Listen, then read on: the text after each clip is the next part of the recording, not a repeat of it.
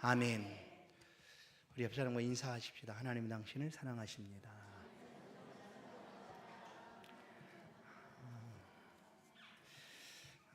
처음 걸어가는 길 많이 두렵고 또 떨리기도 하고 한편으로는 또 기대도 있고, 오늘 한번 옆 사람을 잘 보십시오. 한번 둘러보십시오. 옆 사람을 보십시오. 자 보셨죠? 네. 여기 계신 분들이 우리 교회 예배의 모습입니다. 하나님을 찬송하고 하나님께 드려지기를 기뻐하고 또 하나님을 예배함을 사모하는 사람들의 모습입니다. 오늘 이 시간 우리가 하나님 앞에 드리는 예배를 하나님이 참 기뻐하시고 흡족히 하시리라 저는 분명히 믿습니다. 다시 한번 인사 나누십시다. 성도님을 사랑합니다. 이렇게 그 자리에 계셔 주세요. 이제 그 자리에 꼭 계셔 주세요. 앞으로도 계셔 주세요. 네. 오늘 사실 우리 청년들한테 좀 미안하긴 합니다. 왜냐하면 청년들의 예배 시간이거든요. 그래서 청년들만 모이는 그런 시간들도 필요로 할 것 같은데, 이제 우리를 위해서 청년들이 좀 희생을 해줍니다. 그리고 우리가 함께 젊은 분들도 보고 또 함께 성도들도 보면서 하나님을 예배할 수 있도록 우리 청년들이 참 많이 우리를 섬겨주는 거예요. 그래서 여러분 들어오실 때 헌금함이 놓여 있었잖아요. 이거 우리가 저녁 예배 드릴 때는 헌금함이 없었는데 왜 헌금함이 있지라고 궁금해 하실까 봐서, 그 헌금함에는 우리 청년들이 예배를 드릴 때 드리는 헌금입니다. 그런데 우리가 예배하러 올 때 드려도 괜찮아요.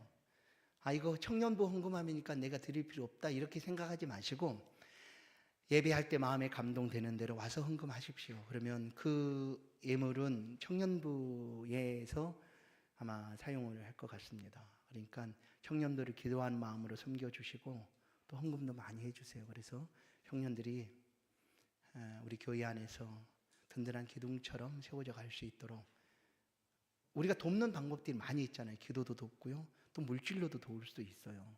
격려하고. 그러니까 예배하는 이 시간에 우리 성도님들께서 헌금함에 또 헌금하시고 싶으신 분들은 그냥 하세요. 그렇다고 내가 11조를 거기 넣으면 청년부로 가는, 절대 그러진 않습니다. 11조나 감사는 모두 다 교회 재정으로 오니까 그거는 염려하지 마시고 예배 헌금을 그렇게 드리시면 될 것 같습니다. 거룩하고 깨끗한 성전, 오늘 마가복음 11장을 통해서 우리가 함께 나눌 말씀입니다. 역사적으로 하나님의 성전은, 이제 제가 성전이라고 표현을 합니다. 성전은 3번 이 땅에 건축이 되었습니다. 딱 3번. 가장 첫 번째 성전이 뭘까요? 맨 처음에 세워진 성전이 뭘까요? 솔로몬 성전이죠. 솔로몬 성전. 그리고 두 번째가 포로에서 돌아와서 스룹바벨이 건축한 스룹바벨 성전.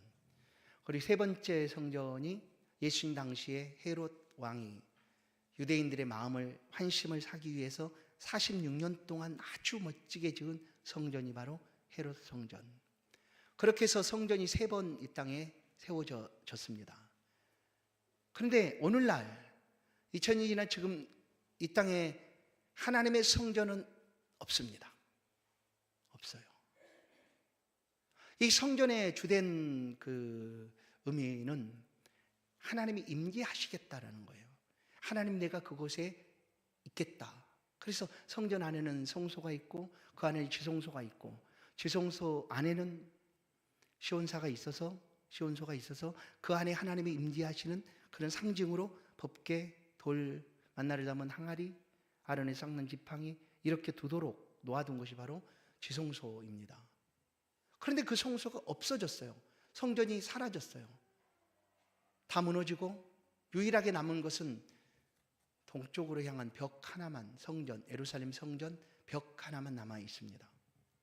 그러면 하나님이 임재하시겠다고 말한 이 성전이 없어짐으로 하나님의 임재가 없어졌을까? 내가 더 이상 너희와 함께 있지 않겠다, 이렇게 된 것일까? 아닙니다. 사실 성전이 없던 시대에도 하나님은 그 백성들과 함께 계셨습니다. 임재하셨죠. 임재하셔서 가까이 그들과 함께 계셨어요.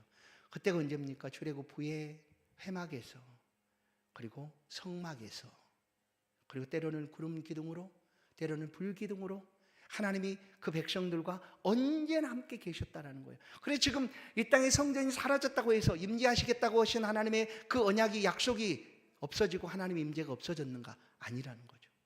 여전히 지금도 하나님은 우리 가운데 임재하여 계십니다. 그것이 바로 예수 그리스도입니다. 예수 그리스도 이름이 뭐라고 성경은 말합니까? 마태복음 1장 21절, 아들을 낳으리니 그 이름을 임마누엘이라 하리라. 임마누엘이 무슨 뜻이에요? 하나님이 누구와? 우리와. 하나님이 우리와 함께 계시다라는 거예요. 그 임재 아니에요. 하나님, 임마누엘. 그래서 성전이 사라지고 없어졌지만 여전히 하나님은 우리와 이 땅에 함께 계신다라는 거예요. 그것을 주님께서 오셔서, 그때는 성전이 있을 때였어요. 성전이 있을 때 주님께서 이런 말씀을 백성들에게, 유대인들에게 하니까 유대인들은 기가 막힌 거예요. 뭐 성전을 없어진다고? 뭐 성전을 헐면 다시 짓겠다고? 왜냐하면 유대인들에게 있어 성전은 가장 한마디로 건드릴 수 없는 장소죠. 성전. 그래서 그들의 최고의 권위는 물론 하나님이시지만 성전을 향하여 그들은 맹세하기도 했습니다. 왜냐하면 그만큼 거룩한 장소가 성전이었으니까. 그런데 예수님께서 요한복음 4장을 보면 말씀하세요. 한 여인과 얘기하죠. 수가성 우물가에 있는 한 여인과 만나서 얘기를 하십니다. 그때 예배에 관한, 어디서 예배할 것인가? 그리심산에서 예배할 것인가? 예루살렘에서 예배할 것인가? 서로 이제 여인과 얘기를 하는 가운데 이 사마리아 여인은 오래도록 그 사마리아에 있는 그 산, 거기서 예배를 드렸으니까 거기서 우리는 예배합니다라고 얘기했을 그때에 예수님은 거기서도 말고 성전인 예루살렘에도 말고 오라고 얘기하는 거예요. 그럼 예배를 어디서 드리라는 얘기인가? 예수님께서 예배를 없애고 계시는 건가? 이렇게 생각할 수 있지 않겠습니까? 그런데 그때 예수님께서 요한복음 4장 24절 3절 말씀합니다. 아버지께 참되게 예배하는 자들은 영과 진리로 예배할 때가 오나니 곧 이때라 아버지께서는 자기에게 이렇게 예배하는 자들을 찾으시느니라. 하나님은 영이시니 예배하는 자가 영과 진리로 예배할지니라. 아멘. 이거예요. 너희가 이것도 아니고 저것도 아니고 하나님을 영과 진리로 예배할 때가 올 것이다. 근데 그때가 이제 지금이다라고 얘기하는 거예요. 지금 이때라. 예수님이 성전이, 헤롯 성전이 있는 그때에 지금 영과 진리로 예배할 때가 오나니 곧 이때라. 그리고 하나님이 영이시니까 그 하나님 앞에 우리가 어떻게 예배를 해야 되는가? 영과 진리. 이걸 다시 표현하면 성령입니다. 성령. 성령과 말씀, 곧 믿음으로 하나님을 예배할 때가 온다라는 거예요. 성전이 있을 때 예수님이 하신 말씀이에요. 그런데 성전이, 예루살렘 성전이 AD 70년 로마 장군에 의해서 완전히 해파가 없어져 버렸고 그 이후에도 여전히 그러니까 하나님의 임재는 이 땅에 계속되고 있다라는 거예요. 그래서 누구든지 영과 진리로 예배를 드릴 수 있다. 믿으십니까? 이거예요. 그래서 오늘 사실 우리 교회가 많이 있지만 이 교회를 성전이라고 부르진 않아요. 그냥 교회예요, 교회. 예수님께서 믿는 사람들을 택하여 부르시고 죄악에서 건져내 주시고 교회로 부르시고, 그러니까 베드로에게 말씀한 그대로 바요나 시몬아 내가 복이 있도다 하시고 그 신앙 고백에 세워진 교회죠. 그 교회로 부르시는 거예요. 그리고 이 교회는 뭐냐? 하나님의 진리의 기둥과 터다라고 고린도서에서는 말하고 있거든요. 이 교회를 진리의 기둥과 터다.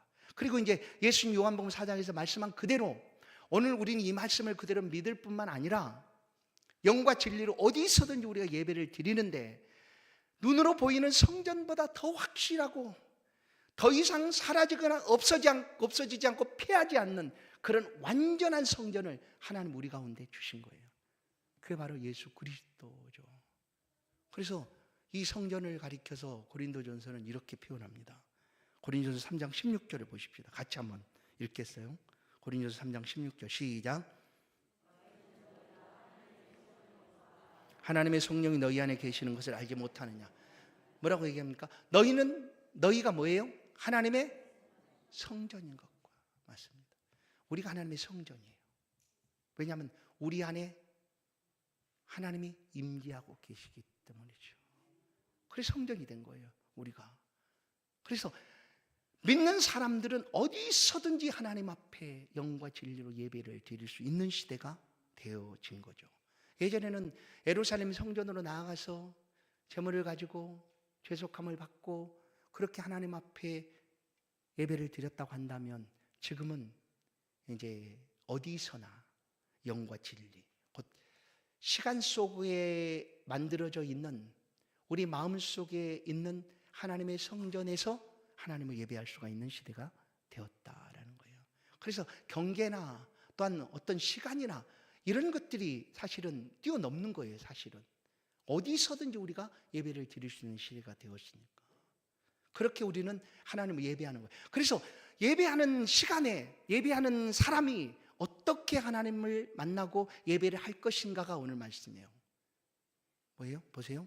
거룩하고 깨끗하게 만나는 거예요. 하나님 거룩하고 깨끗하게. 내가 실제적으로 예배하는 시간에 그 시간을 지키고 그 자리에 있다고 할지라도 우리가 하나님 앞에 우리 성전이 거룩하지 아니하고 깨끗이 아니하면 그 예배가 하나님 받으실 만한, 흠양하실 만한 그런 예배가 될 것인가? 아마 그러지 않은 거다라는 거예요. 자, 이 성전의 본래 기능을 이제 이사야 구약 말씀이죠. 56장 7절에서 말씀하고 있어요. 본래 성전, 솔로몬 성전을 만들어 놓으시고 하나님께서 그 성전에 살 수 있는 것들, 그 기능이 뭐냐면 나의 성산으로 인도하여 기도하는 내 집에서 그들을 기쁘게 할 것이며 그들의 번제와 희생을 나의 제단에서 기꺼이 받게 되는 이는 내 집은 만민이 기도하는 집이라 일컬음이 될 것이다. 뭐예요? 하나님 앞에 기도하는 장소예요. 기도가 이제 다시 말하면 뭐예요? 만남이거든요. 하나님과 교제 아니에요? 그래서 성전에 임재하에 계신 그 하나님과 만남의 장소가 바로 성전인 거죠. 예배예요, 예배. 사실 오늘 우리가 예배라고 하나님 앞에 드리는 이 시간도 하나님을 만나는 시간이죠. 그래서 우리가 어떻게 하나님을 만날 것인가에 집중을 하는 거예요. 그래서 하나님을 만날 때 하나님 기뻐하시는 대로 우리 마음을 드립니다. 마음과 함께 우리 예물도 담아 드립니다. 이 예물을 드릴 때 이 예물보다 하나님을 섬기는 마음이 내게 더 크니까 난 이거 기꺼이 드립니다 하는 마음으로 드리는 거죠. 그렇게 예물도 드리고 시간도 드리고 그리고 우리의 마음도 드리고. 왜냐하면 하나님 만나는 시간이니까. 그래서 찬양도 드리고 예물도 드리고, 그리고 만남이니까 또 하나님께서 내게 무엇이라고 말씀하시는지 귀를 기울여 마음을 열어 듣고자 하는 것, 하나님의 말씀이죠. 또한 하나님의 축복하심입니다. 하나님의 축복하심. 하나님의 축복은 어떤 방법으로 가운데 임하는가? 딱 두 가지라고 말하고 있어요. 성경은 딱 두 가지. 뭐냐면 말씀과 성찬이에요. 말씀과 성찬, 이거죠. 우리 떡을 나누지 않습니까? 그럴 때 하나님의 축복하심이 그 믿는 자의 심령 속에 임하시듯 하나님의 말씀을 듣고 그 말씀 앞에 서 있는 하나님의 백성들에게 하나님의 말씀을 통하여 축복하시는 것이다 라는 거예요. 오늘 본문은 헤롯이 지은 성전에서 일어났던 일입니다. 15절은 그들이 예루살렘에 들어가니라. 예수님과 함께 제자들이 예루살렘에 들어갔어요. 들어간 이유가 왜 들어갔을까요? 그곳에 누가 계세요? 하나님이 예배하는 예배 초소이니까, 그 시대에는 하나님 임재하신 장소니까 하나님을 예배하고자 예루살렘으로 들어가신 거예요. 들어가셨어요. 근데 하나님을 예배하고자 들어갔던 예루살렘 안에, 성전 안에 그야말로 희한한 광경을 보게 됩니다. 그냥 볼 수 없는 그런 광경을, 성전 안에서 감히 상상도 못했던 그런 광경을 예수님께서 그 눈으로 보게 됩니다. 예수님의 눈에 비춰진 그 성전 안의 모습은 이건 성전이 아니었어요. 그냥 사람들이 마음껏 소리치고 사고팔고 하는 시장과도 같았어요. 그런데 그 자리가 성전 아니었어요. 그래서 예수님이 분노하셨어요. 그리고 그냥 상을 다 엎으셨어요. 다 엎었어요. 보세요. 15절을 보시면 성전 안에 매매하는 자들 내쫓으시고 상들을 둘러 엎으시고 너 가라, 너 가, 저리 가, 이렇게 하셨을 것 같아요. 예수님이니까 저리 가야지. 그 마음 상하지 않도록 너 저리 가, 여기서 이러면 안 돼, 저리 가.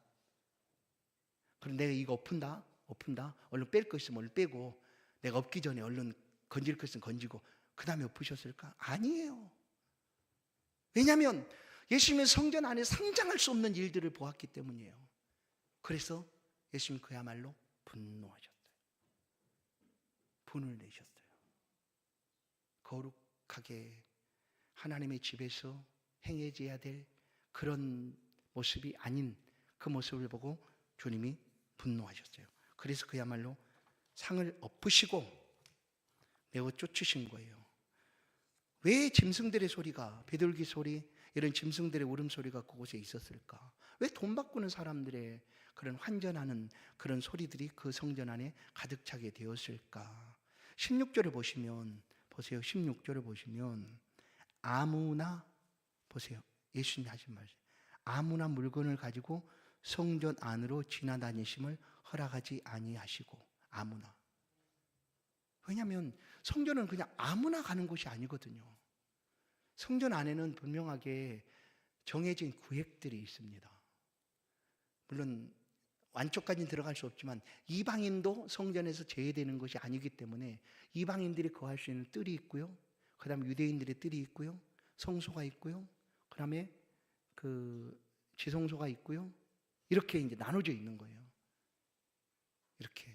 그러나 아무나 성전에 들어갈 수가 없었다. 아무나 하나님을 예배하고자, 하나님을 예배하기 위하여 그곳에 찾아가야 했습니다. 그런데 그곳에서, 그 거룩하게 구별되어져 있는 그 성전 안에서 하나님을 만나기 위하여 기도하고 예배하는 그 장소에서 이런 일들이 벌어지고 있었다.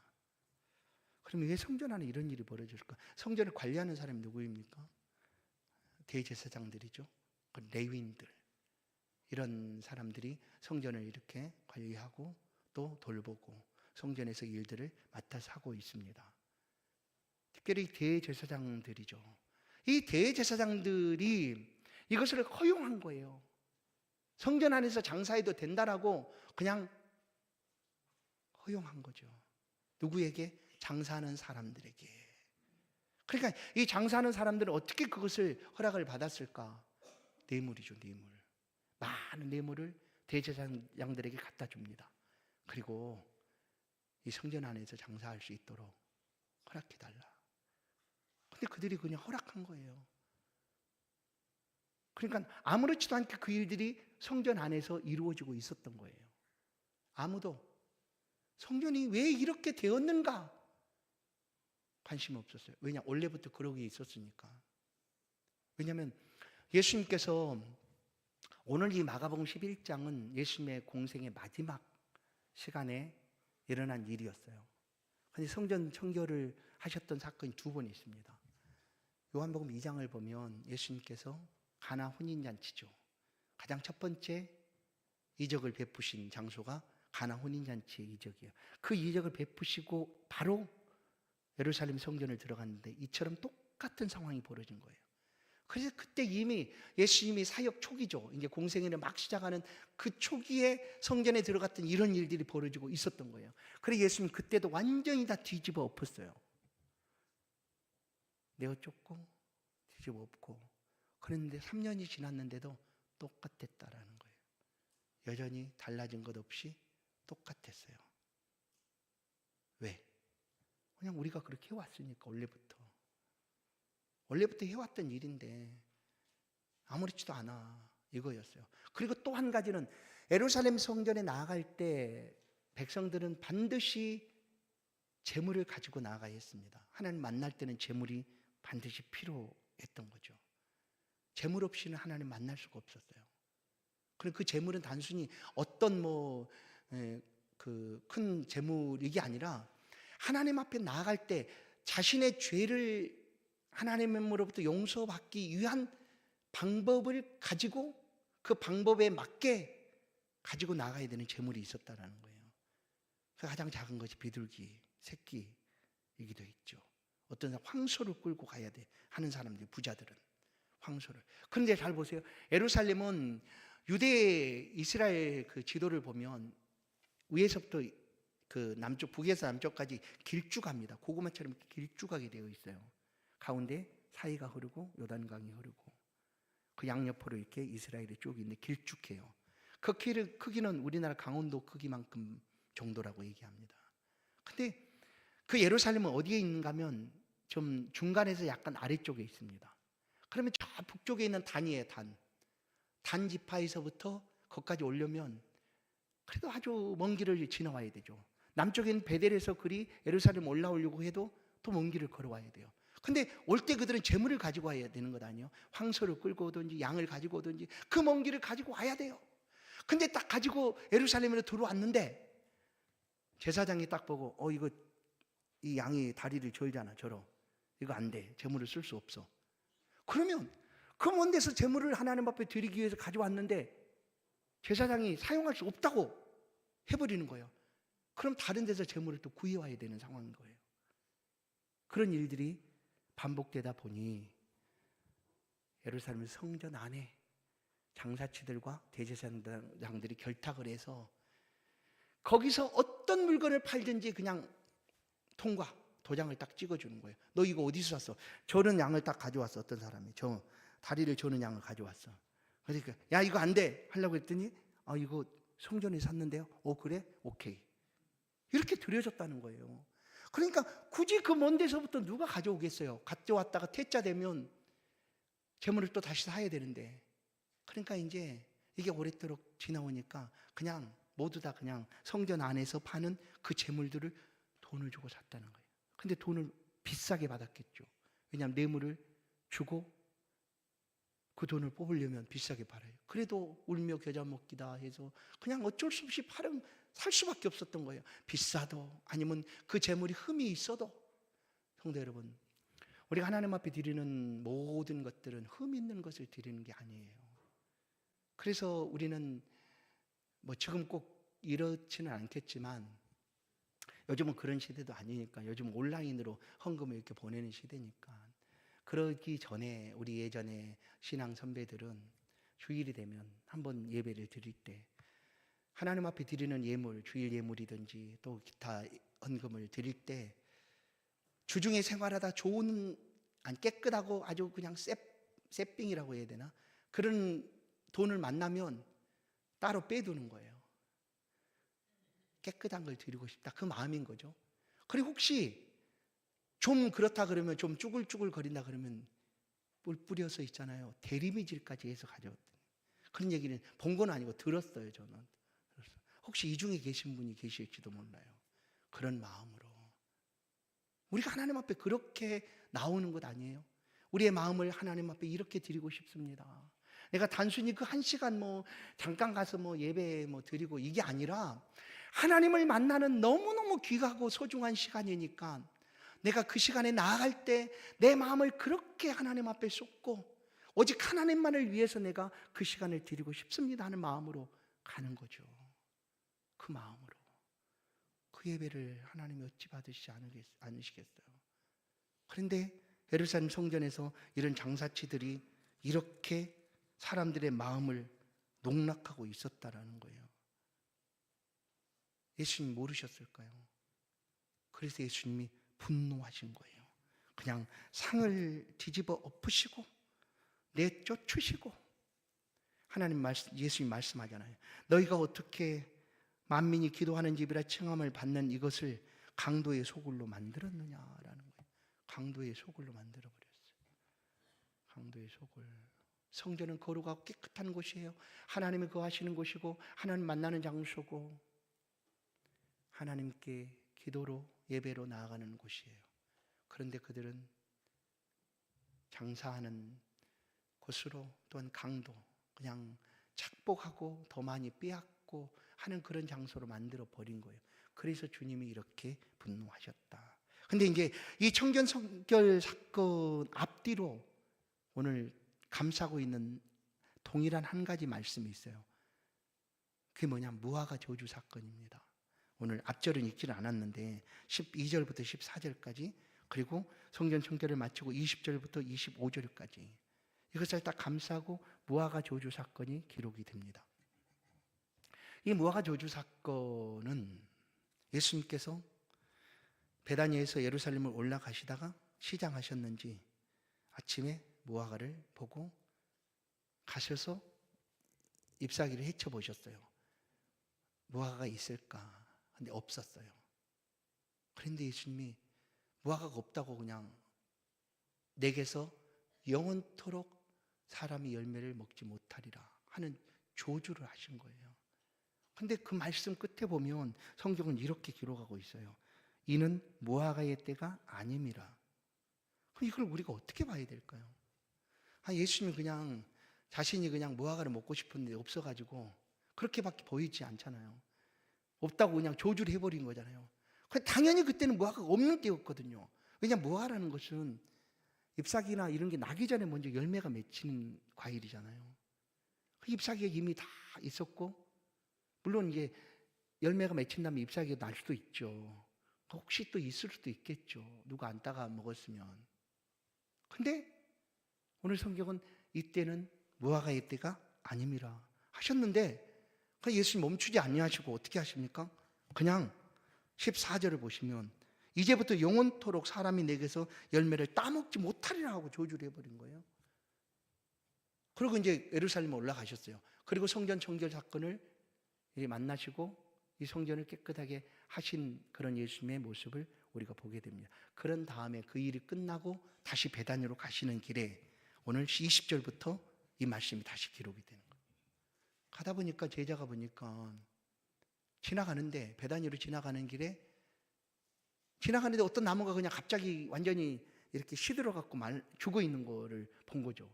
그럼 베드로가, 이 제자 중에 한 사람이 물어봐요. 베드로구나, 베드로가 생각나서 예수님, 아침에 저주했던 그 나무가 말라버렸어요. 이렇게 얘기하는 거예요. 그런데 예수님께서 여기서 말랐다는 얘기를 들으시고 다른 말씀은 안 하시고 이 기도와 연결시켜서 얘기를 하고 계신단 말이에요. 기도. 그죠? 예수께서 22절을 보면 그들에게 대답하여 이르시되 하나님을 믿으라라는 얘기를 하는 거예요. 하나님을 믿으라. 하나님을 믿으라. 여러분, 이제 이 무화과 나무 사건, 저주의 사건은 그냥 우리가 아까 말한 대로 어떻게 예수님이라고 그렇게 막 나무를 저주하시면 되는가? 근데 사실 되는 게 맞아요. 감히 우리가 주권자이신 하나님 앞에 왜 그렇게 하십니까? 라고 말할 수 없는 존재가 우리예요. 그러나 우리는 이성적으로 그냥 우리가 살아가는 삶을 같이 살고 있으니까 생각을 해볼 수 있잖아요. 우리 중에서 이렇게 하는 사람이 있다고 그러면 그런 못된 사람이라고 얘기할 거 아니에요. 근데 예수님께는 해당이 안 되지만 그냥 우리 삶에서 이런 사람들이라고 생각해보면 예수님이 어떻게 이렇게 저주를 하실까? 무화과 때가 아닌데도 열매가 없다고 저주를 하셨어? 왜 그랬을까? 그렇게 생각이 될 수 있다는 거예요. 이것만 딱 떼놓고 생각해보면 이거는 정말 어려운 문제예요. 물론 주권자이시니까 예수님이 뭐 원하는 대로 할 수도 있다고는 보지만 예수님 그런 분이 사실 아니시잖아요. 예수님이 그렇게 하시는 분이 아니시단 말이에요. 근데 무화과 때도 아닌데 무화과를 저주를 했어요. 왜 그랬을까? 생각해봐요. 그러면 이 무화과 저주 사건은 이 성전 청결 사건과 연결시켜 보면 어느 정도 이해가 돼요. 아까도 말씀드린 것처럼 성전 청결 사건이 요한복음 2장에 이미 먼저 있었던 일입니다. 예수님의 공생의 기간 동안에 있었죠. 시작하는 기간에. 그로부터 몇 년이 지났어요? 3년이 지난 거예요. 3년이. 여전히 그대로인 거예요. 여전히 그대로.